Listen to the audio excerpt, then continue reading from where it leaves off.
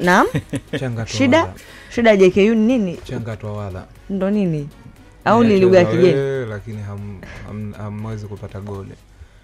Mnacheza vizuri mkiwa na mpira, mnaweza mkatoka nyuma mkaenda mpaka katikati, mkifika mbele ndio mnavozidi kupungua. Hiyo anaita ni pyramid structure mnayocheza ndani ya kiwanja, kwa maana wengi mnakuwa mmejazana kuanzia nyuma kwenda katikati, lakini kadri mnavozidi kwenda mbele mnazidi kupungua vile vile. Lakini pia niliona kuna kupoteza uwezo wa kumiliki mpira kwenye eneo la mbele, na hiyo ndio maana nasema ni pyramid ambayo walikuwa wakicheza, kwa sababu mnakimbia mnafika katikati mkiwa kwenye namba nzuri tu, mkifika mbele ndio huoni watu kabisa. Unaweza kuhisi mnacheza pungufu muda mwingi, kwa sababu kila movement ambayo mnakuwa mnaifanya inategemeana zaidi na kile ambacho nyinyi mtakuwa mnakifanya. Lakini eneo la pili